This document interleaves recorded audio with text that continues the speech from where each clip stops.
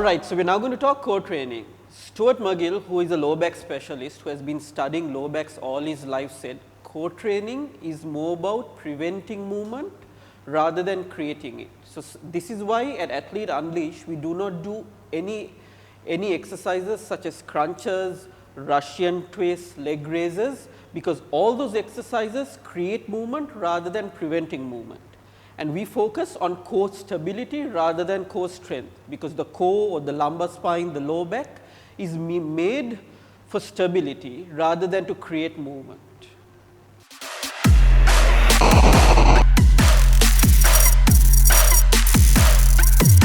Before we progress to more advanced core exercises such as ab wheel, rollouts, body saws, we make sure every client who walks into Athlete Unleash can perform a perfect plank. So Sully is just going to do a demonstration how we do a plank. We usually use 30 seconds.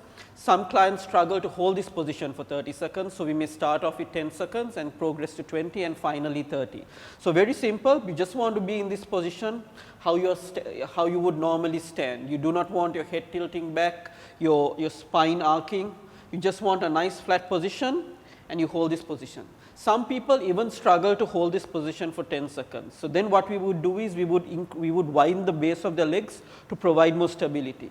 So very simple thing you can do is ask the client to widen their feet so they have more stability when performing this exercise.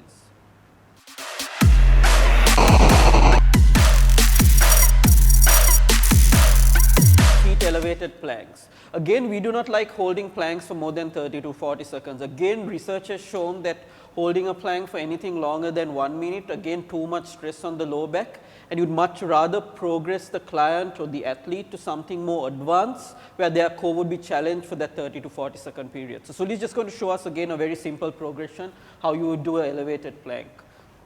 You just get your feet up on the bench and again hold that position, nice flat spine, upper back, head, upper back and spine in one nice line. So again we would hold this position for about 30 to 40 seconds before making the next progression. Again, if this exercise becomes too easy early on, somehow you could make this exercise a little harder, is you can just alternate the legs. So Sully, let's just do some alternating leg planks where you lift your right leg, hold it for a couple of seconds. Then we would alternate with the next leg. So for a client, once you've progressed them from the plank to the elevated plank and they come and tell you they yet find it too easy, this is a great way to challenge the core musculature a little more.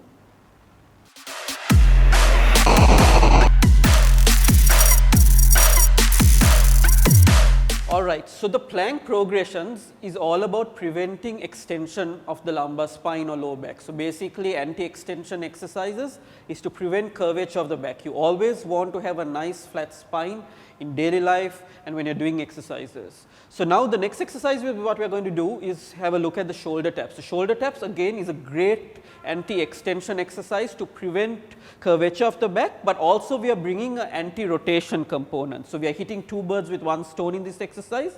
Again, it's the same, we are following the same principles, nice flat spine, head, upper back in one line and maintaining a stable core. Again, for people who struggle to do this exercise, we ask them to widen their feet a little further so they can make sure that the spine stays nice and stable.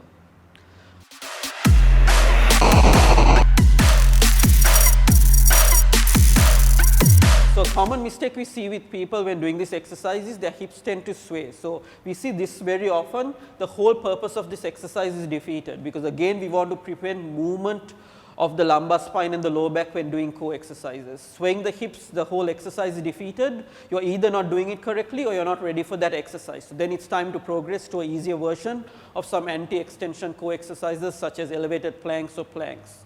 So the perfect way again to do this exercise is we want a flat spine, no movement of the hips and getting some great core control and great core activation when we are doing this exercise.